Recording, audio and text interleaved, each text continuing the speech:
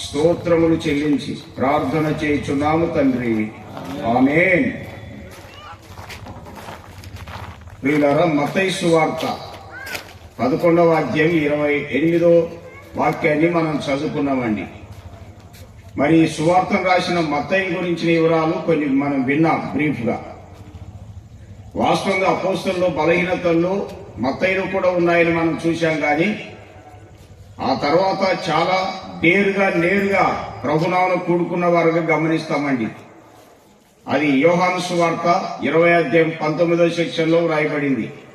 యూదుల భయం వల్ల అనే మాట కనబడుతుంది అండి. బలహీనతలున్నా తర్వాత బలం తెచ్చుకున్నారు, సమర్పణ కలిగి ఉన్నారు, త్యాగం కలిగి ఉన్నారు, ధైర్యంతో కూడుకున్నారండి. అసలు యేసుప్రభు పునరుత్థానం రోజు కాబట్టి మనకు కూడా శరీరములు ఉన్నాము, అప్పుడప్పుడు బలహీనతలు ఉన్నాయి, వాస్తవమే. కానీ అలాగే ఉండకూడదు ప్రియులారా. దేవుని ఆత్మ ద్వారా బలం తెచ్చుకోవాలా, అది ముఖ్యమైనది. తర్వాత యేసు ప్రభు చనిపోయి సమాధి చేయబడినటువంటి కాలంలో మనం చూస్తాం. వారేం చేశారు తెలుసా? ప్రభు పరలోకం వెళ్ళాడు. తిరిగి లేచాక పరలోకం వెళ్ళిన తర్వాత ఆయన 40 దినాలు ఈ లోకంలో సజీవునిగా రుజువుపరుచుకున్నాడు. 40 దినాల తర్వాత పరలోకం వెళ్ళాడు. పరలోకం వెళ్ళిన తర్వాత 10 రోజులకు, అంటే ఇదొక 40, అదొక 10, 50 రోజులు అంటారు, పెంతెకోస్తు అంటారండి. ఆ మధ్య కాలంలో యేసు ప్రభు లేడు, ఆత్మ లేడు. ఆయన ఏం చేశారు తెలుసా? అప్పుడు కూడా కూడుకున్నారండి. చూడండి, అపోస్తలులు ఎంత తెగించినారో మనకు అర్థమైపోతుంది అన్నమాట. అపోస్తల కార్యాలు 1వ అధ్యాయం 14వ సెక్షన్ లో మనం చూస్తాం. అపోస్తలులు అక్కడ కూడుకున్నారు, ఆయన శిష్యులు కూడుకున్నారు, కొందరు స్త్రీలు కూడా కూడుకున్నారు. ప్రభు లేకపోయినా, ఆత్మ ఆదరణ లేకపోయినా.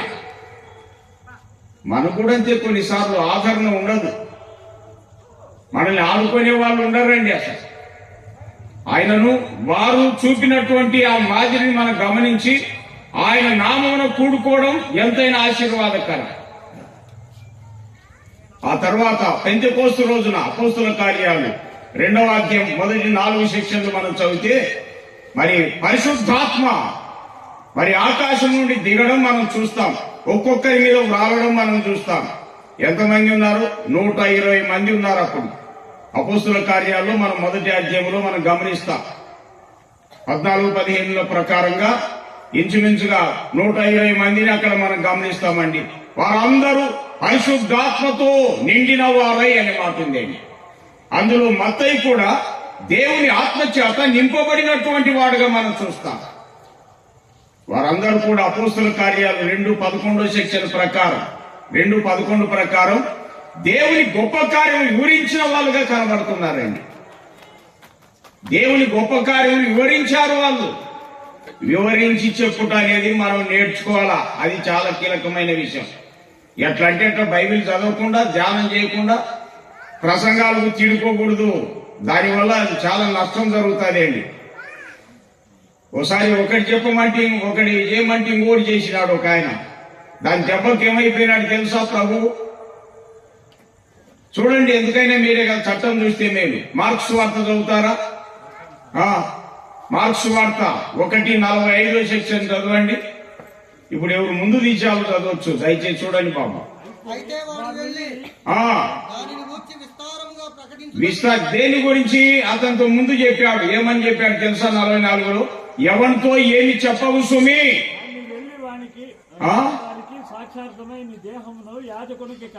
కనపరుచుకొని నీవు శుద్ధుడమైనందుకు మోసే నియమించిన కానుకలు సమర్పించమన్నాడండి. ప్రభు చెప్పింది అది. ప్రభు చెప్పింది చేయకుండా వెళ్ళి ప్రభు చెప్పింది చేయకుండా ప్రసంగం మొదలు పెట్టినాడు. గనుక పట్టణంలో బహిరంగంగా ప్రవేశింపలేక అరణ్యం పాలైనాడు. ఈయన ప్రసంగం చెప్పకు. ఇట్లుంటాయి. మనకు కూడా బైబిల్ చదవకుండా, ధ్యానం చేయకుండా ప్రసంగాలు చేస్తారా? నీ దెబ్బకు ప్రభు ఏమైపోతున్నాడు తెలుసా? నీ ప్రసంగం దెబ్బకు ఆయన అరణ్యం పాలైపోయాడు అని వాక్యంలో చూడండి. ఇంకా బహిరంగంగా రాలేకుండా ఉన్నాడంటండి పట్టణంలోకి ఈయన ప్రసంగం దెబ్బకు. చూడండి, చెల్లికి కూడా చెప్తున్నా, బాబు ఖచ్చితంగా చదవాల. నువ్వు చదువుకునే వ్యక్తివేలే, సబ్జెక్ట్ తెలుసు, కానీ సత్యం తెలియొద్దా మీకు? బాట్ని తెలుసులే, బైబిల్ తెలియొద్దా మీకు? కెమిస్ట్రీ తెలుసులే, కానీ క్రీస్తు తెలియొద్దా? భూగోళ శాస్త్రవేత్తలే మీరు, కానీ బైబిల్ తెలియొద్దా మీకు? ఇవాళ ఎందుకు ఇలా చెప్తున్నా అంటే, పెద్ద పెద్ద విద్యావంతులే మాకు అన్ని తెలుసా, ఏం తెలుసా అని మనకు లెక్కలు వచ్చే సోషల్ రాదు, సోషల్ వచ్చే సైన్స్ రాదు. పోయి నీకు నిజమా కాదా? నిజమా కాదండి? గాంధీ గారు అడిగితే మీరు బాగా చెప్తారండి. అంత అంతే, మనకేం తెలుసా అండి? ఒకటి వచ్చే రెండోది రాకుండా తెలుసా? అలాంటి మనము ఏమి తెలియని వాటి మీద తెలియని విషయాల్లో ఏమో తెలిసినట్టు మాట్లాడితే ప్రసంగాలు చేస్తే ప్రభు ఎంత నష్టమైపోయాడు చూడండి. అక్కడ ఆయన ప్రసంగం దెబ్బకు అరణ్యం పాలైనాడు. అందుకే శల్యుడు కూడా చెప్తున్నా, చదవకుండా ధ్యానం చేయకుండా చెప్పారు మీ ఇష్టం. చూడండి, ఎవ్వరికి మేలు ఉండదు, మీ ఇష్టం. ఏదో సొంత జ్ఞానంతో మాట్లాడవచ్చు. కాబట్టి బాబు దయచేసి బైబిల్ బాగా చదవండి. మరొకటి ఏంటో తెలుసా? వాక్యము విధానాలు వివరించే విధానాలు కూడా నువ్వు తెలుసుకోవాలా, లేకపోతే నీకు రాదుకో. ఇవాళ ఈవెన్ బ్రదర్ అండ్ ఫెలోషిప్ లో కూడా తప్పుడు బోధలు చేసేవాళ్ళు బయలుదేరినారు. ఓసారి నెగిటివ్ పాజిటివ్ గా చెప్పాడు, పాజిటివ్ నెగిటివ్ చెప్పాడండి ఒక ఆయన, ఎడ్యుకేటెడ్ అనమాట, మంచి వెల్నోన్. ఇక ఆ బ్రదర్ డిన్నర్ టైంలో అన్న, బ్రదర్ ఏంది నువ్వు ఇలా చెప్తున్నావు? అది పాజిటివ్ గా నెగిటివ్ చెప్తున్నావు, నెగిటివ్ పాజిటివ్ గా చెప్తున్నావు, అలా చెప్పకూడదు బ్రదర్ అంటే. అట్లే కదన్నా అన్నాడు. నో, సరిగ్గా చెప్పాలా, అంతే. మంచివాడిని చెడుగా మార్చడం, చెడువాడిని మంచిగా చేస్తే అట్లా. కాబట్టి వేళ చాలా మంది తెలియక పొరపాటు పడుతున్నారు. దేవుని గొప్ప కార్యములు వివరించిన వాడు మత్తయి అలాంటి దిట్టనండి అసలు. మరి మనం చదువుకున్న వాక్యం ఈ మత్తయి సువార్తను రాశాడంటే పరిశుద్ధాత్మతో నింపబడినటువంటి వాడు, గొప్ప కార్యం వివరించేటువంటి వాడు మాత్రమే కాదు. కొరింథీ మొదటి పత్రిక 9:5 సెక్షన్ చూస్తారా? కొరింథీ మొదటి పత్రిక 9:5 సెక్షన్ చూడండి దయచేసి. జ్ఞాపకం చేసుకుంటున్నాను. ఏమనింది అక్కడ? తక్కిన అపోస్తలులందరికీ చూడండి, తక్కిన అపోస్తలు ప్రభు యొక్క సహోదరులు కేఫావలెను విశ్వాసురాలు భార్య వెంట పెట్టుకొని తిరగడం మాకు అధికారం లేదా అన్నాడు పౌలు బర్నబాతో కలుపుకొని. అంటే అపోస్తలు తమ భార్యలతో తమ కుటుంబాలతో సేవలో తిరిగారండి వాళ్ళు. అది రహస్యం. కాబట్టి అపోస్తలకు అంత ఫ్యామిలీ ఉండేది, అది రహస్యం. చూడండి, నువ్వు ఎప్పుడు చూసినావు నా భార్యలు అనొచ్చు, వాక్యంలో చూస్తా అంత రహస్యం. అంతా కుటుంబాలతో భార్యలతో వెంట పెట్టుకొని తిరిగి వర్తమానం చెప్పారండి. ఎలా ఉండిపోయింది చెప్పారు తెలుసా వాళ్ళు? ఎఫెసు పత్రిక 3:5 సెక్షన్ ప్రకారము పరిశుద్ధులుగా అపోస్తలులు అని మాట ఉంది. అంటే పరిశుద్ధులుగా వారు జీవిస్తూ పరిచర్య చేశారు. ఎఫెసు పత్రిక 2:20 సెక్షన్ కాబోలు 2:20లో ఏమనింది? ఎఫెసు పత్రిక 2:20లో క్రీస్తు యేసే ముఖ్యమైన మూలరాయి ఉండగా అపోస్తలులను ప్రవక్తలను వేసిన క్రీస్తు యేసు ప్రభును ముఖ్యమైన మూలరాయి. మూలరాయి లేకపోతే బిల్డింగ్ తయారు కాదు, హౌస్ తయారు కాదండి. అర్థమవుతుందా? ఇంతకీ విశ్వాసుల్లో మనలో కొందరికి మూలరాయి ఉండదండి. మూలరాయి లేకపోతే ఏ ఆత్మలు దొరకవు మనకు. ఒక్క మనిషి కూడా మన మాట వినాడు, మన దగ్గరికి రాడండి. ఎందుకు? మూలరాయి లేదు. స్ట్రైట్ ఫార్వర్డ్ అంతే. మూలరాయి లేకపోతే రైల్వే ట్రాకే, అది ఒకదానికి ఒకటి ఎప్పుడు కలుసుకోదు. మూలరాయి లేని వాళ్ళు మన మధ్య ఉన్నారు చాలా మంది. ఎవరి పొందనివరే, కారణం మూలరాయి లేదు వాళ్ళకి. కానీ అపోస్తుల యొక్క పరిస్థితి మనం చూస్తే క్రీస్తు యేసే ముఖ్యమైన మూలరాయి ఉండగా ఈ అపోస్తలు ప్రవక్తలు కలిసి ఏం చేశారండి? పునాది వేశారు. దేనికి? సంఘమునకు పునాది వేశారు. కొరింథీ మొదటి పత్రిక 3:11 సెక్షన్ ప్రకారం 3:11 ప్రకారం ఆ పునాది క్రీస్తే అనిందండి. ఆ పునాది క్రీస్తే. ఆ బండ అనేది కొరింథీ మొదటి 10:4 సెక్షన్. అదే అండి. మరి ఒక పునాది ఎవడును వేయలేదు. ఓకే, చాలు, మనకు చట్టం దొరికిందిగా. అన్ని చదివేయాలంటే వీలు కాదండి. కాబట్టి క్రీస్తు యేసు ప్రభు అన్నటువంటి పునాదిని మానవ హృదయాల్లో వేశారు, సంఘానికి పునాది వేశారు. ప్రియులారా, ఎంత స్పష్టంగా వేశారు చూడండి వాళ్ళు. మరి ఎట్లా వారు యేసు క్రీస్తు ప్రభును గురించినటువంటి విషయాలు చాలా వివరంగా చెప్పేవాళ్ళండి. అసలు 1-2 రెఫరెన్స్లు కావాలంటే గలతీ 3:1 సెక్షన్, గలతీ 3:1 చూస్తారా?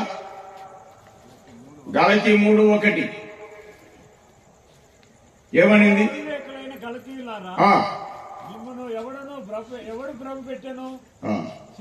సిలువ వేయబడిన వాడైనట్టుగా యేసుక్రీస్తు మీ కన్నుల ఎదుట ప్రదర్శింపబడేది కదా అన్నాడు. పౌలు ప్రసంగానికి నిలబడితే స్క్రీన్ మీద దృశ్యంని చూసినట్టుగా చెప్పేస్తాడంటండి. ఎలా చెప్పేవాడు చూడండి. ఆయన సిలువ వేయబడినట్టుగా మీ కన్నుల ప్రదర్శింపబడేది కదా అన్నాడు. ఎట్లా చెప్తారు చూడండి ఆ దినాల్లో వాక్యం వాళ్ళు. ఇంకో మాట దయచేసి అపోస్తుల కార్యాలు 8:35 సెక్షన్ కాబోలు. అపోస్తుల కార్యాలు 8:35 కూడా చూస్తారా?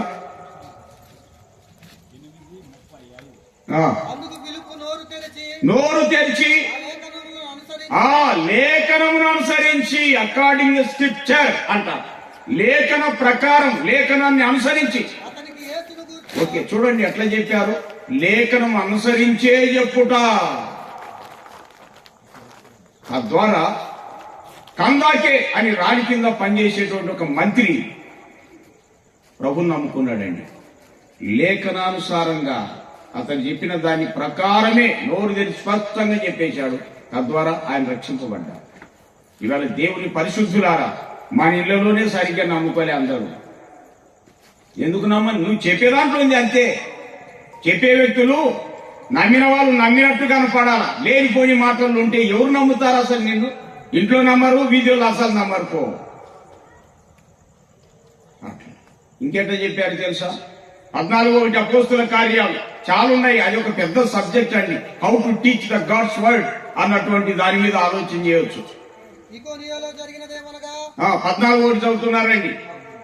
వారు కూడి యూదుల సమాజ మందిరంలో ప్రవేశించి ఎట్లా బోధించారండి?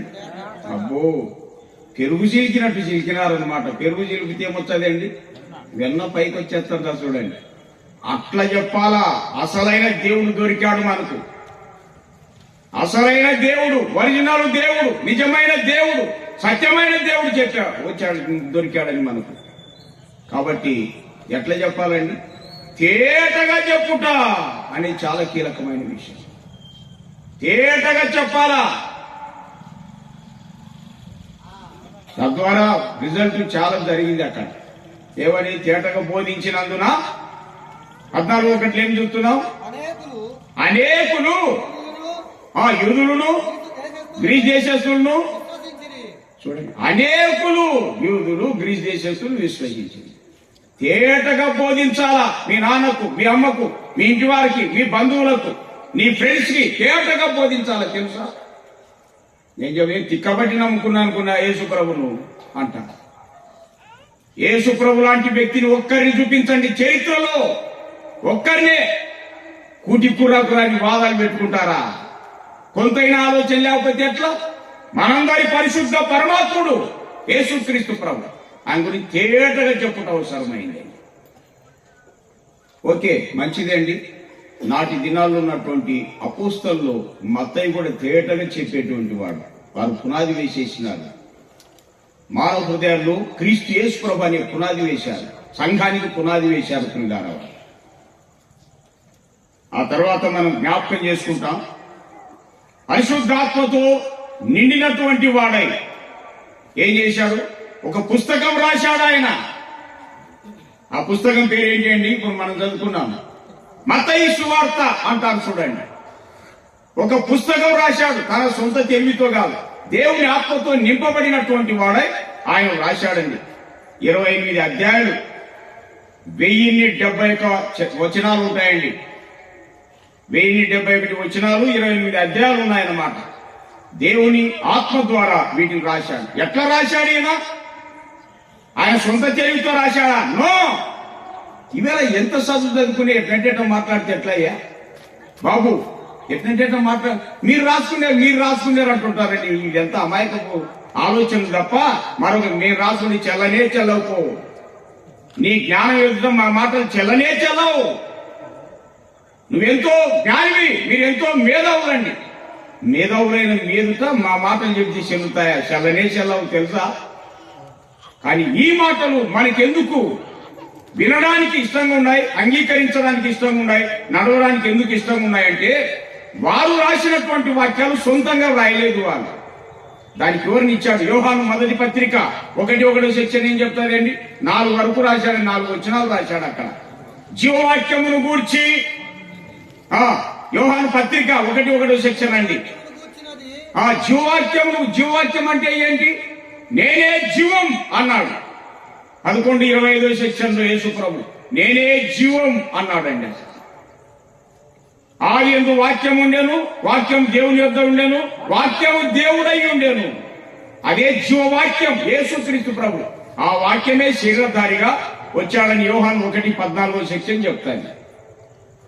కాబట్టి జీవవాక్యమును గురించి అంటే అది ప్రభుని గురించిన వాక్యం అండి. ఆ జీవవాక్యమును గురించి ఆది నుండి ఏది ఉండెను, మేము ఏది వింటిమో, కన్నులారా ఏది చూచితిమో, ఏది నిదానించి కనుగొంటిమో, మా చేతులు దేని తాకి చూచెనో అదే తెలియజేస్తున్నాం. అదే ప్రత్యక్ష సాక్షులు. మత్తయి సువార్త రాశాడంటే తన సొంత తెలివితో రాయలేదండి. ఆయన ప్రత్యక్ష సాక్షి ప్రభుని గురించి. కాబట్టి వారు దేన్నైతే నిదానించి కనుగొన్నారు అనే మాట మనం చూస్తున్నాం. మా చేతులు దేన్ని తాకినాయో అదే తెలియజేస్తున్నాం అన్నట్టు. కాబట్టి ప్రియులారా, పెద్దలారా, జ్ఞానవంతులారా ఆలోచించండి. మీరు కూడా మొండితనంతో ఏమి లాభం లేదు. మొండితనం ఉన్నారంటే మీ లైఫే మార చూడండి అంతే. చాలా మంది ఈవేళ అసలు సత్యం తెలుసుకోకుండా కులానికి భయపడి అట్టే ఉండిపోతారా? మీ కులం రక్షిస్తారు ఇంతకీ? కుల వ్యవస్థ ద్వారానే క్రీస్తును తెలుసుకోలేకపోతున్నారు చాలా మంది. ఆ వ్యవస్థలో ఎంత పొరపాటు ఉందో తెలుసా? జ్ఞాపకం చేస్తున్నా. నేను పెద్ద పెద్ద వాళ్ళని అడుగుతానండి, ప్రాక్టికల్ గానే అడిగిన. ఒక వైశ్యాసుని అడిగాను, అబద్ధం ఆడకుండా చెప్పండి, మీరు అనుకొని పుట్టారా వైశ్యాసులో పుట్టాలని అని అడిగా. మాకేం తెలుసండి అది అన్నారండి. అబ్బా కరెక్ట్ చెప్పినారండి. పెద్ద పెద్ద రెడ్లను కూడా అందరినీ అడుగుతా, ప్రాక్టికల్ చేస్తా నేను. అబద్ధాలు ఆడకుండా చెప్పండి, మీరు ఈ గొప్ప వంశంలో పుట్టాలని అనుకొని పుట్టారా అంటే మాకేం తెలుసండి అన్నారు. ఎస్, మీరు చెప్పింది రైటే. జన్మ అన్నటువంటిది పరిశుద్ధ పరమాత్ముడు ఇచ్చాడండి. అంతేగాని మీరు అనుకొని పుడితే ఎక్కువ కులమే. మీరు అనుకోలేదే, దేవుడు జన్మనిచ్చాడంతే. కావాలని పేద కుటుంబాలు జన్మిస్తారండి? కొంతైనా ఆలోచన చేయకపోతే ఏ మేధస్సు మనం ఉపయోగిస్తున్నాం మీరే గమనించండి. ప్రియుల, కావాలని నిమ్న జాతుల్లో చిన్న కుటుంబాలు జన్మిస్తారు ఎవరైనా? నో. కాబట్టి ఎవరైతే క్యాస్ట్ వ్యవస్థను, క్యాస్ట్ ఫీలింగ్ కలిగి ఉన్నారో మీకు సృష్టికర్తనే దొరకడం లేదండి. మీ ఇష్టం చూడండి, మరొక దారి లేదు. కాబట్టి వీళ్ళు చాలా మంది తెలియక పొరపాటు పడుతున్నారండి. అసలు సత్యాన్ని ఆలోచన చేయకుండా ఉన్నారు. నిదానించి మేము కనుగొన్నాం అన్నాడు. ఎవరు? యోహాను. మనకు యోహాను సువార్త 1వ అధ్యాయంలో చెప్పాడు కదండి, బోధకుడా ఎక్కడ కాపురం ఉన్నావు అంటే కమ్మండి సి అన్నాడండి. ఆయన వచ్చి చూడండి అన్నాడండి. నిదానించి కనుగొని ప్రభువును నమ్ముకున్నారు. వాళ్ళు ప్రభువును వెంబడించారండి. ఆ వాస్తవ సత్యాలే రాశారనమాట. కాబట్టి పెద్దలారా, జ్ఞానవంతులారా ఆలోచన చేయండి. మరొక దారి వెళ్ళిపో, మీ ఇష్టం. ఎవరు చెప్పినా 50 రెట్లు 100 చెప్పాల్సిందే. ఎవరు నిజమా కాదమ్మా? 50 రెట్లు 100 చెప్పాలా? లేదండి మాది ఎక్కువ కులం, పెద్దోళ్ళము, మా పెద్ద మతము, 50 రెట్లు 150 అంటారా? ఆలోచించండి ప్రియులారా. భారంతో చెప్తున్నా, బాధతో చెప్తున్నా. పొరపాటున లైఫ్ ఈ రోజు ఆఖరైంది అనుకో, ఎక్కడికి వెళ్తారనుకున్నావు? నువ్వు అసలు పరమాత్మలో లేవు కాబట్టి పాతాళం వెళ్ళిపోతావు. అంతే ముఖ్యమైనది. నేను చెప్పేది కాదు, చట్టంలో రాశాడు. 8:27 సెక్షన్ చదువుకోండి యోహాను సువార్తలో. మీరు నన్ను వెతుకుతారు గాని మీ పాపం నుండి చనిపోతారు, నా ఎదుకు రాలేరు అన్నాడు ఆయన. ఆలోచన చేయకపోతే, నిదానంగా కనుగొనకపోతే పరలోక సామ్రాజ్యంలో చేరలేరు, ప్రభు దగ్గరికి వెళ్ళలేరు, పాతాళానికి వెళ్ళిపోతారండి అసలు. కాబట్టి ప్రత్యక్ష సాక్షులు యేసు ప్రభు చెప్పింది, యేసు ప్రభు చేసింది వారు రాశారండి. మత్తయి సువార్తను చాలా సవివరంగా రాశాడండి. ఆయన ముందే అకౌంటెంట్.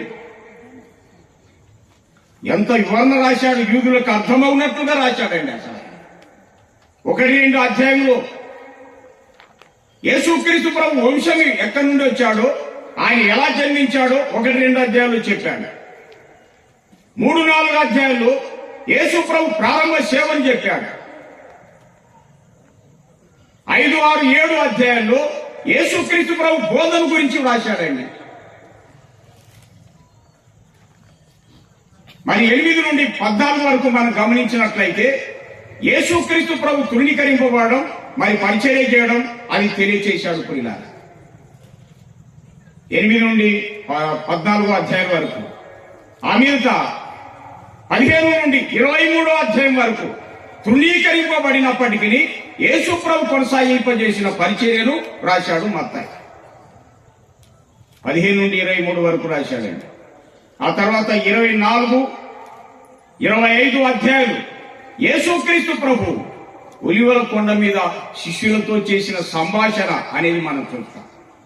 24, 25 అధ్యాయుల్లో మనం చూస్తాం. ఆ తర్వాత 26 నుండి 28 వరకు యేసుక్రీస్తు ప్రభు ఆయన శ్రమ, ఆయన మరణము, ఆయన పునరుత్థానం, చివరి ఆజ్ఞలు అన్నటువంటివి 26 నుండి 28 వరకు మనం చూస్తాం. ఇలాగున మత్తయి సవివరంగా యేసుక్రీస్తు ప్రభు లైఫ్ ను, ఆయన చేసిన పరిచర్యను కన్నులకు కట్టినట్టుగా రాశాడండి. దీన్ని కొట్టేయడానికే వీల్లేదు అసలు, కొట్టివేయడానికే వీల్లేదండి అసలు. ఎందుకంటే ఆధారాలు ఉంచాడు, ఆధారాలతో ఉన్నాయి వాక్యాలన్నీ. ప్రియులారా, ఆధారాలతో ఉన్నటువంటి వాక్యాలే మీరు నమ్మకపోతే దేన్ని నమ్ముతారు? మీరే ఆలోచించండి. ఇలాగ చాలా రాస్తూ ఇప్పుడు యేసుక్రీస్తు ప్రభు ప్రపంచ ప్రజలందరితో చెప్పిన మాట మనం చదువుకున్నామండి. అది చెవులారా విన్నటువంటి మత్తయి ఆ విషయాన్ని మెన్షన్ చేశాడు. 11:28లో ప్రభు ఏం చెప్పాడండి? ప్రయాసపడి భారమును మోసుకొంచున్న సమస్త జనులారా నా యొద్దకు రండి. ఇది ప్రభువు చెప్పినటువంటి మాట. కన్నులకు కట్టినట్టుగా రాశాడు చూడండి. ఎందుకంటే ఆయన బోధ విన్నాడు. ఆయన ఎంతమందిని పిలుస్తున్నాడు చూడండి. ఈయనకి ఏ భేదం లేదు తెలుసా? జాతి భేదం, ప్రాంతీయ భేదాలు, భేదాలే లేవు. యేసుక్రీస్తు ప్రభులో ఉన్నటువంటి ఆ ప్రేమ, ఆ జాలి, ఆ కరుణ, ఆ కటాక్షాన్ని, ఆయన చేసినటువంటి అద్భుత కార్యాలు, మహత్కార్యాలు, సూచక్రియల్ని బట్టి రాజులు సైతం ఆయన చూడాలనుకున్నారండి. నంబర్ 1 హీరోదు రాజు చూడాలనుకున్నాడు. అసలు ఆయన ఎట్లున్నాడు చూడాలని. లూకా సువార్త 23:8 సెక్షన్లో ఆ మాట ఉంటుందండి. రాజులు సైతం ప్రభువును చూడాలని ఆశించారు. ఆ తర్వాత ధనవంతులు కూడా యేసు ప్రభువును చూడాలని ఆశించారు. లూకా సువార్త 19:1లో మనం చూస్తాం. జక్కయ్య అనే ధనవంతుడు యేసు ఎవరో చూడాలనుకున్నాడండి. బాబు వింటున్నారు నాయన? వింటున్నారో వినలేదా? రాజులు ఎవరు వింటున్నారు ఎవరు వినలేదో మాకు తెలుసు, కాకపోతే మీకే తెలుసు. అంతే, వినుట వల్ల విశ్వాసం కలుగుతుంది. అది మంచిది బాబు. ధనవంతుడు కూడా చూడాలనుకున్నాడు. అందులో జక్కయ్యను మనం చూస్తున్నాం. లూకా 19:1 సెక్షన్లో ఆ మాట ఉంటుంది. తర్వాత గ్రీస్ దేశస్తులు కూడా చూడాలనుకున్నారు. ఆయన ఎలాంటి వాడో, ఆయన ఎట్లా ఉన్నాడో, ఆయన పరిస్థితి ఏంటో చూడాలని ఎంత ఆశించారండి. యోహాను సువార్త 12:20 సెక్షన్ కాబోలు 12:20లో ఆ మాట మనం గమనిస్తాం. పిల్ల గ్రీస్ దేశస్తులు కూడా ఆయన చూడాలనుకున్నారు. ఆయన ఈ లోకంలో ఉన్నప్పుడు అసలు ఆయన దగ్గరికి రావడానికి ఎవరికి ధైర్యం ఉండేది కాదండి. మన ఊరికి అలా చదువుతున్నాం కానీ చాలా విషయాలు ఉన్నాయి. ఒక్కోసారి ఆయనతో ఉండడానికి కూడా శిష్యులు భయపడిన సందర్భాలు ఉన్నాయి. ఎందుకో తెలుసా? ఆకారం అందే మనుషుడు, అంతరంగంలో మన అద్వితీయ దేవుడు, పరమాత్ముడు అండి ఆయన. ఆయన అనుమతిస్తేనే ఎవరైనా ముందుకు సాగేది, లేకపోతే ఎవరు సాగలేదండి. కాబట్టి రాజులు, ధనవంతులు, గ్రీస్ దేశస్తులు అందరూ చూడాలని ఇష్టపడినటువంటి వారు. చూడండి యేసు ప్రభు మరి ఎలాంటి వాడో చాలా విషయాలు మనం చూడగలుగుతాం. అట్టి ప్రభు అన్నాడు, ప్రపంచ ప్రజలందరితో ప్రయాసపడి భారమును మోసుకొనుచున్న సమస్త జనులారా నా యొద్దకు రండి, నా యొద్దకు రండి అని పిలుస్తున్నాడండి. చూడండి ఆయన పిలిచేటప్పుడే రావాలి. ఇద్దరు మిత్రులు మాట్లాడుకున్నారండి. నేను ఒక మ్యాగజైన్ లో చదివా. ఇద్దరు మిత్రులు మాట్లాడుకున్నారు. మిత్రులు అంటే ఫ్రెండ్స్. ఈ ఇద్దరు మిత్రుల్లో ఒకరు ప్రభు నమ్మారు, ఒకరు నమ్ముకోలేదండి. ప్రభు నమ్మినటువంటి వ్యక్తి ఏమన్నాడంటే, నమ్మని ఫ్రెండ్తో అన్నాడు, బ్రదర్ ఎక్కడికి వెళ్ళారు మీరు అంటే, నేను దేవుని దగ్గరికి వెళ్ళి వస్తున్నానండి అన్నాడు. నేను వివరణిస్తున్న విమర్శ కాదు, మళ్ళీ అట్లా అనుకుండేది. ఎట్లా చెప్పినా తిప్పలే ఈ దినాలు. అవి చెప్పేది రైటా రాంగానే ఆలోచన చేయకపోతే ఎట్లా బాగుపడతాం మనముగా? కొంతైనా ఆలోచన చేయకపోతే ఎట్లా అండి? మీరే గమనించండి. మీరు ఆలోచన చేయకపోతే ఎట్లా బాగుపడతాం? చెప్పే విధానాలు రైటా రాంగా, చట్ట ప్రకారం రైటా రాంగా? రైట్ అయితే ఖచ్చితంగా మన హృదయాలు చోటు ఇచ్చి తీరాల్సిందే. మీరే గమనించండి. నమ్మినటువంటి స్నేహితుడు నమ్మని స్నేహితుడితో ఎక్కడికి వెళ్ళామంటే దేవుని దగ్గరికి వెళ్ళి వస్తున్నా అన్నాడు. అబద్ధాలు ఆడకుండా చెప్పు, నువ్వు వెళ్ళిన దేవుడు నిన్ను పిలిచినాడా అని అడిగి. చూడండి, నన్ను పిలవాలి అన్నాడు. ఆహా, పిలవకుండా ఎట్లా వెళ్ళావు మళ్ళీ? సరే అక్కడ ఏమైనా నీతో మాట్లాడేదేమి చెప్పాడంటే, నాకేం చెప్పాలా అన్నాడు. అబ్బో, మరి ఎట్టేం చేసినావా కార్యక్రమం? సరే మరి ఉన్నావు కదా, ఇంటికి వెళ్ళమని కూడా చెప్పాడా అంటే, అది కూడా చెప్పాలా అన్నాడు. ఏంది అంతా అయోమయం ఉంది నీ లైఫ్ అంతా, నీ జీవితం. సరే చెప్పకుండా ఇంటికి వచ్చేసావు. ఇంటి దగ్గరనన్నా ఏమన్నా చేయమని చెప్పాడా అంటే, ఏం చెప్పాలి అన్నాడు. అబ్బో, నువ్వు వెళ్ళడమే పెద్ద తప్పైంది. మరి నీకేం చెప్పకపోతే ఎట్లెట్ట నీ సంగతి, నీ లైఫ్ ఏంటి అసలు? అప్పుడు అబ్బాయి ఊపిరి ఆడక ఏం చేశాడు తెలుసా? ఇంకా తిరిగి ఈయనని అడిగాడు అనమాట. అట్లా నీ దేవుడు పిలిచాడా అని అడిగాడండి. అనేసరికి ఎస్ అన్నాడు. నా దేవుడు పిలిచాడు తెలుసా, నా యొద్దకు రండి అని పిలిచాడు తెలుసా, ప్రయాసపడి భారము మోసుకొనుచున్న సమస్త జనులారా నా యొద్దకు రండి అని పిలిచాడు. అందుకు ఆయన వెళ్ళాను ఆయన దగ్గర. ఇంకేమైనా చెప్పాడా? చాలా చెప్పాడండి. నా కుమారుడా, నీ హృదయము నాకిమ్ము అన్నాడు. అందుకే నా హృదయం, నా మనసు ఆయనకు అప్పగించినా అన్నాడు. ఇంకేం చెప్పాడయ్యా? నువ్వు నీ ఇంటికి వెళ్ళి దేవుడు నీకెట్టి గొప్ప కార్యములు చేశాడు అది చెప్పు అన్నాడండి. చూడండి, అందుకే నేను వచ్చేసిన. ఇంకేం చెప్పాడంటే, మీరు సర్వలోకానికి వెళ్లి సర్వ సృష్టికి సువార్త ప్రకటించండి. నమ్మి బాప్తిసం చేసుకున్న వాడు రక్షింపబడతాడు, నమ్మని వాడి శిక్ష విధింపబడుతుంది అన్నాడు. అందుకే నీకు చెప్తున్నా అన్నాడు. ఇంకా ఆలోచన చేయండి మీరే. ఈ లైన్ లో ఎంతమంది ఉన్నారు? దేవునికి ఎరక, మీకు ఎరక అంతే. స్వామి సత్యం పూజారికి ఎరక అన్నట్టు ఈవేళ దేవుడు పిలుస్తుంటే పిలిచిన ప్రభు దగ్గరికి రాకుండా ఎక్కడికి వెళ్తున్నావు? ఆలోచించండి జ్ఞానవంతులారా, విద్యావంతులారా. ఇది ఆఖరి రోజు అయింది అనుకో లైఫ్ నీకు. దేవుని నమ్ముకోకుండా, ప్రభునందు విశ్వాసం ఉంచకుండా ఆఖరి రోజు అయితే నీకున్న ప్రాపర్టీని బట్టి అందరు ఏడుస్తారేమో కదండి. నీకున్న పలుకుబడిని బట్టి కీర్తన పాడతారుగా, పోయేటప్పుడు నీవు ఏడ్చెదరే కాని ఎవ్వరు రారయ్యా నీ వెంట. పోయేటప్పుడు నీవు ఏడ్చెదరే కాని ఎవ్వరు రారయ్యా నీ వెంట. ఎందరు ఉన్న నీ ఒక్కడవే, ఎందరు ఉన్న నీ ఒక్కడవే. రాలిపోదువో నీవు, కూలిపోదువో తెలియదుగా నీకు ఏ గడియో. ఆలోచన చేసుకోనండి. ఇప్పుడు ఇలా ఈ మధ్య మార్పులు ఎక్కువ వెళ్ళా. ఒక మైనింగ్ అధికారి కోట్ల వచ్చిందంటండి. నెమ్మది లేక కారు మీద వెళ్లి రైల్వే ట్రాక్ దగ్గర పెట్టి కారు పక్కన పెట్టి ట్రాక్ మీద తల పెట్టి చచ్చాడు.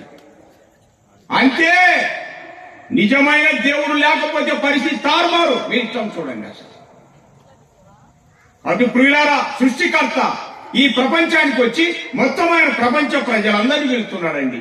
ప్రయాసపడి భారమును మోసుకొనిచున్న సమస్త జనులారా నా యొద్దకు రండి అన్నాడు. నా యొద్దకు రమ్మన్నాడా? మా యొద్దకు రమ్మన్నాడా? ఒక్కడే దేవుడు. ఎందుకు ఒక్కడే? నేను ఆయనను అడుగుతా ప్రశ్న, ఏం ఒక్కడిని అంటున్నావు ప్రభా, ఎట్టంటే నీ సంగతి అని తెలుసా? దేవుణ్ణి అడుగుతా, ఆయనే చెప్తాడు. ఆయన ఒక్కడే మనకంతే. నా యొద్దకు రండి అని అంటున్నాడండి ఆయన. ఆత్మస్వరూపు ఉన్నప్పుడు ఏం చెప్పాడు? యెషయా గ్రంథం 45:22 సెక్షన్ 45:22లో భూదిగంతముల నివాసులారా నా వైపు చూచి రక్షణ పొందుడి, దేవుడను నేనే, మరి ఏ దేవుడు లేడని ఆయన చెప్పాడండి. తెలుగు అర్థం కాకపోతే గ్రీకులో చదువుకో, హిబ్రూలో చదువుకో. మొత్తానికి మీరు చదవనన్న చదవాలా, విననన్న వినాలా. మీరు ప్రార్థనకు రాకపోతే, చదవకపోతే, వినకపోతే ఏం జరుగుతుంది? మీరే ఆలోచన చేయండి ప్రియులారా. భారంతో జ్ఞాపకం చేస్తున్నా, చెల్లిటి కూడా చెప్తున్నా, పెద్దలారా, అబ్బాయిలు అమ్మాయిలు జ్ఞానవంతులు ఆలోచన చేయండి విషయాలు. ఆలోచించండి ప్రియులారా. ఆయన దేవుడు, నేనే దేవుడు, ఇంకెవరు లేరు నా వైపు చూడండి అన్నాడండి. నేను ఆ సెక్షన్ చదివినప్పుడు ప్రభువా గాలి కనపడలేదే, నువ్వెట్లా చూడాలని నిన్ను అనుకున్నా. నేను ఏది చూడమంటున్నావు? గాలి కనిపించడం లేదే, నిన్ను ఎలా చూస్తాం అంటే, చూడమంటే తెస్సలోనికీయులకు రాయబడిన మొదటి పత్రిక 5వ అధ్యాయం 19-20 సెక్షన్ చదువుతారా? త్వరగా చూడండి. తెస్సలోనికీయులకు రాయబడిన మొదటి పత్రిక 5వ అధ్యాయంలో ఇలా మనం చూస్తాం. చూడమంటే ఏంటి దాని అర్థం? తెస్సలోనికీయులకు రాయబడిన మొదటి పత్రిక 5వ అధ్యాయంలో ఇలా జ్ఞాపకం చేసుకుంటున్నాం. 19, 21, 22 చూడండి. 22 ఎదురుగా అన్ని కలిసి ఉన్నాయి. 21, 22 ప్రవచించిన నిర్లక్ష్యం చేయకూడి, సమస్తమును పరీక్షించి అదే అండి చూడమంటే, పరీక్షించి చేపట్టండి అన్నారు. ప్రతి దాన్ని పరీక్షిస్తారండి. అసలు దేవుని గురించి ఒకసారైనా ఆలోచన చేసినారా? మీరు పరీక్ష చేసినారా?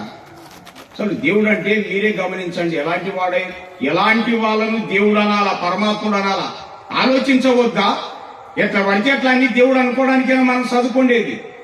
మీరే ఆలోచన చేయండి. మనం చదువుకోండేది ఎందుకండి? ప్రతిదీ దేవుడు అని చెప్పడానికేనా? పొరపాటు కాదా? ఆలోచిద్దాం. ఒకసారి ఇట్లా సభ జరిగింది వేరే చోట. ఆ సభలో ఒక ఇంజనీర్ ఏం చేసినాడు తెలుసా? అందరూ ఒకటే లేయా అన్నారు. ఏమన్నాడమ్మా? అంటారా లేదా అందరూ ఒకటేని? అది పెద్ద మోటు మాట. దాని అంత అనాలోచన మరొకటి లేని లేదు. అందరూ ఒకటేసరికి సభలు కొందరు కలిసి మరి కదిలిపోయినారు. అందులో ఒక వ్యక్తికి రాత్రి చలిజ్వరం వచ్చింది. ఏ జ్వరం అమ్మా? చలిజ్వరం వచ్చింది. రాత్రి అంతా అట్లే సహించుకొని ఉదయం లేచి ఇంజనీర్ దగ్గరికి పోయినాడు. ఇంటి దగ్గరికి తలుపు తీసినాడండి. ఏమా ఇంత అర్లీ మార్నింగ్ వచ్చావంటే, సార్ రాత్రి నాకు చలిజ్వరం వచ్చింది, చాలా బాధతున్నా, సాయం చేయండి అని అంటే, కాదయ్యా చలిజ్వరం వచ్చింది, నా దగ్గరికి ఎందుకు వస్తావు అన్నాడు. ఎవరి దగ్గరికి వెళ్ళమని చెప్పాడు? ఏమన్నా చెప్పరేంటి? డాక్టర్ దగ్గరికి వెళ్ళండి, నా దగ్గరికి వచ్చేట్లంటే, నిన్న సాయంత్రం సభలో ఏం చెప్పావు? అందరూ ఒకటి అంటివే, అందుకే వచ్చేసిన. ఏం చెప్తావు చేయడానికి? ఇంజనీర్ శబ్దాలు పడినాయి. ఇట్లాంటి పిచ్చి పిచ్చి మాటలు, తిక్క మాటలు మాట్లాడతారా? అందరూ ఒకటి, అన్ని ఒకటి. నో, అన్ని ఒకటి కానే కాదు. అన్ని మతాలు ఒకటి కాదు, అందరూ ఒకటి కానే కాదండి. అసలు శుద్ధ తప్పు అది. ఒకటి ఆలోచన చేసుకోనండి. పరీక్షించమని దేవుడు చట్టంలో తెలియజేస్తే, పరీక్షించకుండా ఆలోచన చేయకుండా ఎట్లా పడితే అట్లా అందరు దేవుడు అనుకుంటే ఎట్లా శాంతి దొరుకుతుంది మనకి? ఆలోచన చేసుకోనండి. ఇంకా చాలా విషయాలు ఉన్నాయండి చెప్పుకుంటూ వెళ్తే. ఆ దేవుడు నా వైపు చూచి రక్షణ పొందుడి, దేవుడను నేనే, మరి ఏ దేవుడు లేడన్నాడండి. అట్లయితే మొత్తానికి ఆయన ఈ ప్రపంచానికి వచ్చి ఏం చేశాడు తెలుసా? భూదిగంతముల నివాసులారా నా యుద్ధకు రండి అన్నాడు. అక్కడేమో చూడమన్నాడు, ఇక్కడేమో రండి అన్నాడండి. తెలుసుకున్నందువల్ల దేవుడే, ఆత్మస్వరూపైన దేవుడే శరీరధారిగా క్రీస్తుగా ఈ ప్రపంచానికి వచ్చి నా యుద్ధకు రండి అన్నాడండి. తర్వాత యోహాను సువార్త 14వ సెక్షన్ ప్రకారం యోహాను 1:14 యోహాను సువార్త అండి 14:1 ఏమని చెప్తుంది? మీ హృదయంలో కలవరపడనీయకుడి, దేవుని యందు విశ్వాసం ఉంచున్నారు, నా యందును విశ్వాసం ఉంచండి అన్నాడండి. ఎందుకు ఈ మాట అన్నాడు? దేవుని యందు మీరు విశ్వసిస్తున్నారు, దేవుడు అంటే విశ్వాసం మీకు, కానీ నా యందును విశ్వసించండి అన్నాడండి. దీని అర్థం ఏంటో తెలుసా? యేసుక్రీస్తు ప్రభు ఎవరు? ఆకారమందు మనుషుడే, ఫిలిప్పి 2:8 సెక్షన్ ప్రకారం. కానీ నా యుద్ధకు రండి అని, నా యందు విశ్వాసం ఉంచండి అని ఎందుకు అన్నాడంటే, కొరింథీ మొదటి పత్రిక 2వ పత్రిక 4:4 సెక్షన్ ప్రకారం, కొరింథీ 2వ పత్రిక 4:4 ప్రకారం దేవుని స్వరూపి అయిన క్రీస్తు అనిందండి. క్రీస్తు ఎవరయ్య అంటే దేవుని స్వరూపి. ఏ దేవుడు? కొలస్సై పత్రిక 1:15 సెక్షన్ ప్రకారం, కొలస్సై 1:15 ప్రకారం అదృశ్య దేవుని స్వరూపి అనే మాట ఉంది అండి. సర్వసృష్టికి ఆది సంభూతుడై ఉన్నాడు, అదృశ్య దేవుని స్వరూపి అనిందండి. హెబ్రీ పత్రిక 1వ అధ్యాయం 2-3 సెక్షన్లు చూస్తే ఆయన దేవుని మహిమ యొక్క తేజస్సు అని వ్రాయబడింది. అంటే దేవుని ప్రతిబింబం అనే మాట ఉంది. పరలోకములో ఉన్న దేవుడు యేసుక్రీస్తు పేరున ఈ ప్రపంచంలో ప్రత్యక్షమయ్యాడండి ఆయన. మరి ఇలాగైనా దేవుడు నా యుద్ధకు రండి, విశ్రాంతినిస్తున్నాడు కదా, దీనికి ఏమైనా ఆధారాలు ఉన్నాయా? అది ముఖ్యమైనది. దీనికి ఏమైనా ఆధారాలు ఉన్నాయా? నా యందు విశ్వాసం ఉంచండి అన్నాడు యేసు ప్రభు. కానీ చరిత్రలో మనం చూస్తే, వాక్యాలు చూస్తే ఆయన దేవుని స్వరూపేని, అదృశ్య దేవుని స్వరూపేని, దేవుని ప్రతిబింబం అనింది. Is it right are wrong అని మనం తెలుసుకోవద్దా? తెలుసుకోకుండానే మనకు వెనక్కి వెళ్ళిపోతారా? ఎంత విచారం అండి, ఎంత విచారం. మరొక దారి లేదు పెద్దలారా, జ్ఞానవంతులారా. యేసు ప్రభు మాత్రమే మనందరి సృష్టికర్త, పరిశుద్ధ పరమాత్ముడు ఆయనేనండి. ఎట్లనో జ్ఞాపకం చేస్తున్నా. ద్వితీయోపదేశకాండం ముందు గమనిస్తాను చూడండి. ద్వితీయోపదేశకాండం 32 ఒక వాక్యాన్ని మనం జ్ఞాపకం చేయాలి. 39 చూద్దాం చూడండి. ద్వితీయోపదేశకాండం 32-39 గమనిస్తారా? ఇదిగో నేను నేనే దేవుడను, నేను తప్ప వేరొక దేవుడు లేడు అన్నాడండి. అట్లయితే ఆ వాక్యం అట్లే ఉంచండి. రోమా పత్రిక 4:17 సెక్షన్ గమనిస్తారా? ఆ దేవుని గురించి వివరణ మనం చూస్తామండి. రోమా పత్రిక 4:17 సెక్షన్ గమనించాలా? ఏమనింది అక్కడ? ఇక్కడ అబ్రాహాము ఉన్నాడండి. తాను విశ్వసించిన దేవుని ఎదుట అనగా, చూడండి ఎట్లుందో, బైబిల్కు బైబిలే జవాబిస్తాడు. దేవుడు అనగా అదేంటి, మృతులను సజీవులుగా చేయవాడే దేవుడు. తర్వాత లేని వాటిని ఉన్నట్లుగా తెలిసేవాడే దేవుడు. అయి చూడండి, అసలు ఎవరంటే వాళ్ళు దేవుడు అని అనుకుంటే ఎట్లా బాబు? జ్ఞానవంతులారు ఆలోచన చేయండి. దేవుడు అనగా ఎట్లుందో చూడండి. అది దీనికి సంబంధంగా ఇప్పుడు మళ్ళీ చదవచ్చు. ఏది? ద్వితీయోపదేశకాండం 32-39 సెక్షన్ మనం చదువుతున్నాం. నేనే దేవుడను, నేను తప్ప వేరొక దేవుడు లేదు. కారణము, ఇక కారణం కూడా అక్కడే జవాబు చెప్తున్నాడండి. నేనే దేవుడని అంటున్నాడు, ఎవరు లేరు అంటున్నారు కదా. ఎందుకు లేరు అంటే దానికి జవాబు చెప్తున్నాడు. ఏమన్నాడు? మృతి నొందించువాడను బ్రతికించువాడను నేనే, గాయపరుస్తా స్వస్థపరుస్తా. అందుకే నేనే దేవుడు, ఇంకెవరు లేరని తేల్చి చెప్తున్నాడండి. ఇప్పుడు ఈ చట్టము ప్రపంచ చరిత్రలో ఎవరిలోనైనా ఎక్కడైనా నెరవేర్చబడిందా? అది ఆలోచించాలండి. ఆ దేవుడు క్రీస్తు అని పేరున ఈ ప్రపంచానికి వచ్చాడు. మృతులను సజీవులుగా చేయవాడు అనే మాట ఉంది చూడండి. యోహాను సువార్త 11వ అధ్యాయంలో లాజరుని వ్యక్తి చనిపోయినాడు కదండి. బ్రతికినప్పుడు లాజరు సంగతి ప్రభువు మరి వర్తమానం వెళ్తే ఆయన ఈ వ్యాధి మరణం కొరకు రాలేదు అన్నాడు. అంటే వ్యాధిని రప్పించాడు, అతని చావుకు యేసు ప్రభువే అతన్ని వాడుకున్నాడండి. మృతి నొందించాడు, సమాధి చేపడ్డాడు లాజరు. 4 దినాలకు వెళ్ళాడు. ఏం చేశాడండి యేసు ప్రభు? 4వ దినమున మరలా పేరుగట్టి బయటికి రప్పించాడండి. మృతి నొందించువాడు దేవుడే, బ్రతికించువాడు దేవుడే, ఆయనే ప్రభు అయిన యేసుక్రీస్తు. అది చూడండి రాశి. అందుకే దేవుడు అని చరిత్ర స్పష్టంగా చెప్తుంది అండి. అసలు మరొక మాట, గాయపరచువాడని నేనే, స్వస్థపరచువాడని కూడా నేనే అన్నాడు. యోహాను సువార్త 9వ అధ్యాయంలో పుట్టు గుడ్డివాడిని మీరు ఎరుగుదురుగా, పుట్టుకతోనే గుడ్డివాడంటండి. అది ఒక గాయం, అది ఒక లోపం ప్రియులారా అసలు మనిషికి. శిష్యులు అన్నారు, ప్రభువా వీడు ఇలా పుట్టడానికి వీడు పాపం చేశాడు, వీడి తల్లిదండ్రులు పాపం చేశారంటే వీడైనను వీని కన్నవారని పాపం చేయలేదు అన్నారు. పాపం చేయని వాళ్ళు ఉన్నారు కానీ పాపం లేని వాళ్ళు ఎవరు లేరండి. అది రహస్యం. అక్కడ కొద్ది వాక్యాలు చాలా జాగ్రత్తగా మనం స్టడీ చేయాలి. పాపం చేయని వాళ్ళు ఉన్నారు కానీ పాపం లేని వారు ఎవరు లేరు, ఒక్క యేసు ప్రభు తప్ప. అది మరి మనిషికి అంధుడుగా ఒక గాయముగా ఉన్నట్టుంది. యేసు ప్రభు ఏం చేశాడు? నేల మీద ఉమ్మేసి బురద చేసి కన్నులకు రాసి కొన్నిటి వెళ్ళి కడుకో చూపు ఉందన్నాడండి. గాయపరచువాడని నేనే, స్వస్థపరచువాడని నేనే అన్నాడు. అందుకే నేనే దేవుడని అన్నాడు. ఆ దేవుడే మన దేవుడే యేసు ప్రభు వచ్చేసి తను రుజువు చేసుకున్నాడు. పిల్లారా మరి దేవుని మీరు నమ్ముకున్నారా? కులాలే కనపడితే ఎట్లా బాబు? భారంతో చెప్తున్నాను, మనందరి సృష్టికర్త యేసు ప్రభు. తర్వాత లేని వాటిని ఉన్నట్టుగా పిలుస్తాడు అనిందండి. అసలు దేవుడు అంటే లేని వాటిని ఉన్నట్టుగా పిలుస్తాడు. మీకు 5 రొట్టెలు 2 చేపలు 5,000 మంది పంచింది. తర్వాత 4,000 మందికి 7 రొట్టెలు పంచింది. మీకు తెలుసు కదండి. 5 రొట్టెలు ఎన్ని వేల మంది పంచినారు? 5 రొట్టెలు చేపలమ్మా.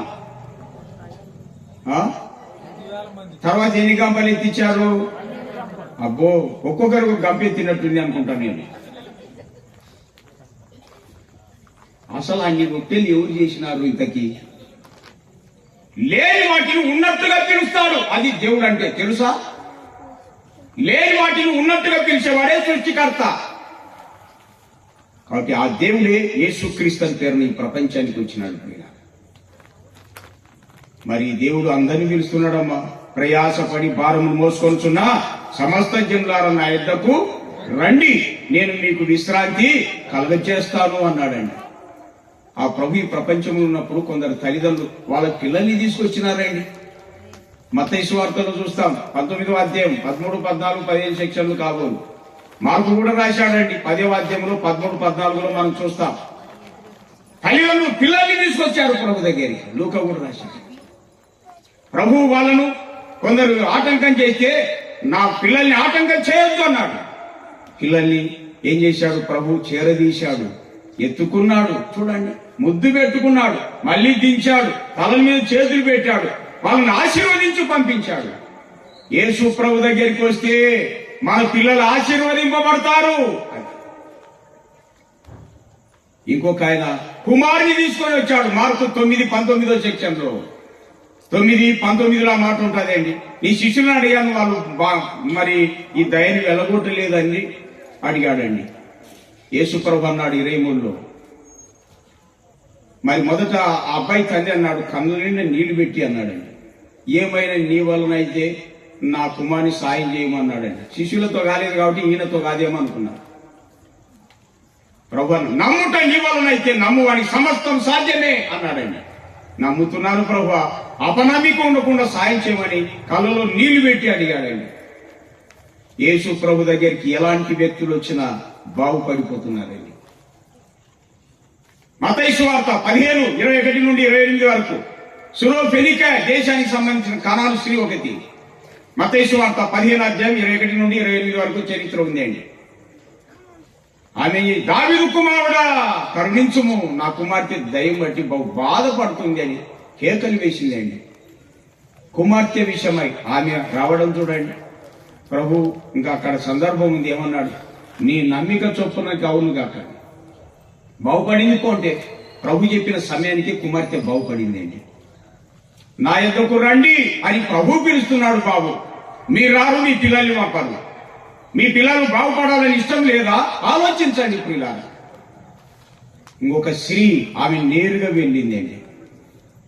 మీకు తెలుసు కదా, మార్క్స్ వార్తలో రక్తస్రావ రోగం స్త్రీ 5వ అధ్యాయంలో మనం చూస్తాం. 25, 27 వచనాల్లో ఆమెకి ఎవరు చెప్పారో ఏమో, నేను ఆయన వస్త్రం చెంగు ముడితే బాగుపడతాను అనుకున్నది. వెళ్ళింది, ఆ జనాన్ని నెట్టుకుంటూ వెళ్ళింది. యేసుప్రభు వెనుక వస్త్రం చెంగు ముట్టింది, రక్తధార నిలిచిపోయింది. ఎవరు నన్ను ముట్టారు అన్నాడు. 8:45 నుండి మనం చదివితే ఎక్కడ లూకాసు వార్తలో, మార్కులో కూడా ఉందాయండి. 8:45 వచ్చిన నుండి నన్ను ఎవరు ముట్టాడు, నాలో నుండి ప్రభావం బయలుదేరిందంటే శిష్యులు ప్రభావం మనుషులు కిక్కిరిచి ఉన్నారు, నీ మీద పడుతున్నారు, నన్ను ముట్టింది ఎవరు అంటావంటే ఆయన చుట్టూ పారు చూసి ఆమె దాగలేదని చెప్పి వచ్చి ఎదురు వచ్చి సాగిలపడి నమస్కారం చేసి తన సంగతి అంతా చెప్పేసిందండి. కుమారి, నీ విశ్వాసం నిన్ను స్వస్థపరిచండి, సమాధానం కలదాని వెళ్ళి ప్రభు దగ్గరికి ఎవరు వచ్చినా బాగుపడతారు. బాబా ఆలోచన చేయండి. పిల్లలతో రావాలి, వ్యక్తిగతంగా రావాలి. ఇంకొక ఆయన మత్తయి సువార్త 8వ సెక్షన్లో 8వ అధ్యాయంలో మొదటి 8 వచనాలు మనం చూస్తే అక్కడ ఒక వ్యక్తి వచ్చాడు. వచ్చి దావీదు కుమారుడా, నీకిష్టమైతే నన్ను శుద్ధునిగా చేయగలవు అన్నాడండి. ఇతడు ఎవ్వరికి ఇష్టం లేదు. ఇంట్లో ఆ ఊరి వాళ్ళకి ఇష్టంలే, ఇంటి వాళ్ళకి ఇష్టంలే, ఈవెన్ కట్టుకున్న భార్య కూడా ఇష్టంలే, పిల్లలకి ఇష్టం లేదు. ఊరు వేల పడ్డ కేకలు వేస్తా ఉన్నాడు. అందుకే ఎంత ఏడ్చినాడు ఏమో. నీకు ఇష్టమైతే నన్ను శుద్ధునిగా చేయగలవు అన్నాడు. చూడండి ఎంత విశ్వాసంతో అన్నాడు. ప్రభు ఏమన్నాడు తెలుసా? అతన్ని ముట్టి అన్నాడండి. ఎందుకు ఆ మాట రాయబడింది అంటే అతన్ని ఎవ్వరూ ముట్టుకోరు. యేసు ప్రభు ముట్టి ఏమన్నాడండి? శుద్ధుడు కమ్మని పలకగానే వాడి కుష్ఠలో వదిలేను అనే మాట ఉంది అండి. నా ఇద్దరు రండి, మీ బాధలేంటో, మీ బాధలేంటో, సమస్యలేంటో ఉన్న పాటున రండి ప్రియులారా. ప్రభు మిమ్మల్ని ప్రేమిస్తాడు, మీకు మనసులో విశ్రాంతినిస్తాడు. ఆఖరి దేవుని సామ్రాజ్యంలో చోటు ఉంది. అది హెబ్రీ పత్రిక 4:9 సెక్షన్లో ఉంటుందండి. దేవుని ప్రజలకు విశ్రాంతి, శాశ్వత విశ్రాంతి ఉంది అండి. ఆయన పిలుస్తున్నాడు, రండి బాబు, మీ సమస్యలేంటో, మీ బాధ ఉన్న పాటున రండి. నీ శిక్ష నా శిక్ష యేసు ప్రభు శిలువలో భరించాడు. ఆయన మన పాపానికి రాని శిక్ష వాస్తవంగా ఉంటుండగా మన సమాధానార్థమైన శిక్ష ఆయన మీద పడింది అని యెషయా గ్రంథంలో మనం చూస్తాం. 53:6 సెక్షన్. అంటే దీని అర్థం ఏంటో తెలుసా? దేవుడు పరిశుద్ధుడు, మనం పాపాత్ములం. దేవుడు అమరుడు, మనమేం మరణపాత్రులం. ఇలాంటి వాళ్ళు ఎట్లా చేరతారు దేవుని రాజ్యం? అందుకనే కొలస్సై పత్రికలో మనం చూస్తాం ప్రియులారా, యేసుక్రీస్తు ప్రభు పురుషులందరి పాపాన్ని క్షమించాడు, స్త్రీలను కూడా అలా పాపాన్ని క్షమించాడు. ఎక్కడుంది? లూకాసు వార్త 7:48 సెక్షన్. అమ్మా, నీ పాపాలు క్షమించబడి ఉన్నాయన్నాడు. మార్క్స్ వార్త 2:5 సెక్షన్. కుమారుడా, నీ పాపాలు క్షమించబడి ఉన్నాయన్నాడు. అందరి పాపాలు క్షమించాడు. ఆ పాపానికి వచ్చే శిక్ష ఎవరు పొందాలా? మీరు బాకి కట్టాల్సిన పని అని చెప్పారనుకో, చెప్పిన వ్యక్తి నేను కట్టాలి. అలాగున పురుషులందరి పాపాలు క్షమించాడు, స్త్రీలందరి పాపాలు క్షమించాడు. అందుకు రాజు శిక్ష ఆయన తన మీద వేసుకున్నాడు. అందుకే యోహాను 1:29 సెక్షన్ ప్రకారం, 1:29 ప్రకారం, ఇదిగో లోక పాపంలో మోసుకొని పోవు దేవుని గొర్రెపిల్ల అని చూస్తున్నామండి. ప్రపంచ ప్రజలందరి పాప భారాన్ని మోసుకొని వెళ్ళిన వాడు ప్రభువైన యేసుక్రీస్తే, ఇంకెవరు లేరు ప్రియులారా. ఆ తర్వాత దేవునితో మనం సమాధాన పడాలని చెప్పే కొలస్సై 1:19 సెక్షన్ ప్రకారము ఆయన శిలువ రక్తము చేత అనే మాట ఉంది. యేసుక్రీస్తు ప్రభు మన కోసమై ఈడోబడ్డాడు, కొట్టబడ్డాడు. అరచేతులతో కొట్టారు, పిడికిలతో గుద్దారు, ముఖం మీద వెంట్రుకలు పీకి వేశారు, కోడాలతో కొట్టారు, తలపై ముళ్ళ కిరీటం పెట్టి కొట్టారు, కల్వరి కొండ పైన శిలువ మ్రాన్లో మేకులతో బంధించి వేసేశారు పిల్లలు. తలలో నుండి ముఖంలో నుండి యేసు ప్రభు రక్తం కార్చాడు. ఆయన కార్చిన రక్తం వల్లనే విశ్వసించిన ప్రతి వ్యక్తి కూడా అంతరంగంలో మనస్సాక్షిలో శుద్ధి చేయబడుతున్నాడండి. అసలు హెబ్రీ 9:14 సెక్షన్ ప్రకారం మనస్సాక్షిలో ఎంతో శుద్ధి చేయబడుతున్నాం. ఆ తర్వాత ఆయన రక్తంలో కడగబడి పరిశుద్ధులు నీతిమంతులం అవుతున్నాం. కొరింథీ మొదటి పత్రిక 6:11 సెక్షన్ ప్రకారం 6:11 ప్రకారం యేసు ప్రభు రక్తం ద్వారా పాపాత్ములు పరిశుద్ధులు అవుతున్నారు. అందుకే కొలస్సై 1:19 ప్రకారంగా దేవునితో సంధి చేయబడుతున్నామండి. యేసు ప్రభు రక్తం ద్వారానే ఎటువంటి వ్యక్తులైనా పరమాత్ముడైన పరిశుద్ధుడైన దేవునితో సంధి చేయబడుతున్నారు. కొలస్సై 1:22 సెక్షన్ ప్రకారం మరణం వల్ల మనల్ని సమాధానపరచను అనే మాట ఉందండి. ఆయన మన నిమిత్తం తన ప్రాణం పెట్టాను. యోహాను పత్రిక తెలుసు కదా 3:16 ఇందులో ప్రేమ ఉన్నది అని చెప్పి ఆయన మనం పాపులమైండగా క్రీస్తు మన కొరకు చనిపోయానని రోమా 5:8 చెప్తుంది. ప్రియులారా, మన చావు మన మరణం యేసు ప్రభు శిలువలో భరించాడు. మన కోసం చనిపోయి సమాజపడి తిరిగి లేచాడు, పరలోకం వెళ్ళాడు. ఇప్పుడు క్రీస్తు యేసులో ఉన్నటువంటి వారందరి మీద ఉన్న మరణము ఆయనే భరించి కొట్టివేశాడు, అడ్డం లేకుండా ఎత్తివేశాడు. ఒక రహస్యం చెప్తా, ఇప్పుడు మానవ జాతి మీద మరణమే లేదండి. అసలు మొన్న చనిపోయినారు కదండి మీ వాళ్ళు అనవచ్చు. యేసు ప్రభు నమ్మి చనిపోయిన వాళ్ళు ఎట్లా తెలుసా, విశ్రాంతికి వెళ్తున్నారు. యేసు ప్రభు ఇప్పుడే వచ్చాడనుకోండి, మనం మార్పు చెందుతామా, మరణానికి వెళ్తామా? అది రహస్యం. పునరుత్థానం రోజున ప్రపంచ ప్రజలందరి యొక్క మరణాన్ని కొట్టివేశాడండి, అడ్డం లేకుండా ఎత్తివేశాడు. కాబట్టి దేవుడు తన మరణం ద్వారా ప్రభు మనల్ని అమరులుగా చేశాడు. కాబట్టి అమరుడైన దేవునితో మనం సమాధానపరచబడుతున్నాం. రక్తం వల్ల సంధి చేయబడ్డాం, ఆయన మరణం ద్వారా సమాధానపరచబడుతున్నామండి.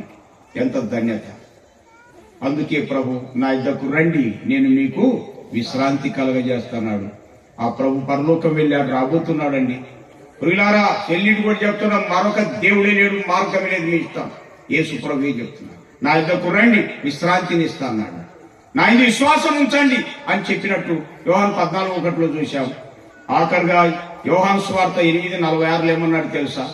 మీరు నమ్మకుండానే వెళ్ళిపోయారనుకోండి, 8:46 సెక్షన్లో నేను సత్యము చెప్పుచున్న ఎడల మీరెందుకు నన్ను నమ్మరు అన్నాడు. చూడండి, నన్ను ఎందుకు నమ్మరు? కాబట్టి ప్రియులారా, నమ్మకుండా వెళ్ళిపోవద్దు దయచేసి. ఇప్పుడే మిమ్మల్ని మీరు మనసులో ప్రభువును చేర్చుకోనండి, ఆయనకు అప్పగించుకోనండి. ప్రియులారా, 1976లో 8th క్లాసులో ఉన్నాను నేను. 8th క్లాసులో ఉన్నప్పుడు ప్రభు వాక్యంతో మాట్లాడాడు. నేను నా హృదయంలో ప్రభుకు చోటు ఇచ్చానండి. నాకు ఇలాగా ఈ భాగ్యం దొరికింది అంటే ఒక్కోసారి కన్నీళ్లు, సంతోషం వచ్చేస్తుంది. ప్రభా, ఎట్లా దొరికావు నాకు నీవు? ఎందుకంటే ఆయనే దొరకపోయింటే నా మనసు ఎలాంటిదో నాకు తెలుసండి. అసలు ప్రభు నశించకుండా నన్ను రక్షించాడు, ఈ భాగ్యం ఇచ్చాడు. కాబట్టి మీకు కూడా శరీరం కూడా చెప్తున్నా, అబ్బాయిలు అమ్మాయిలు పెద్దలు చిన్నలు, ఇప్పుడే ప్రభుని నమ్ముకొని ఆయన నిత్య విశ్రాంతి కోసమై మనం సిద్ధపడాలని దేవుని పేట ప్రేమతో మనవి చేస్తున్నాం. ప్రభు ఈ వాక్యాలు మనకై దీవించునుగాక. ప్రేమ గల ప్రభు చెప్పడిన వాక్యం దీవించి ఫలింపచేయమని మీ దాసుని విశేషంగా బలపరిచి వాడుకుందరని మా ప్రభు యేసుక్రీస్తు నామమున స్తోత్రం చెల్లించి వేడుకొనుచున్నాము తండ్రి, ఆమేన్.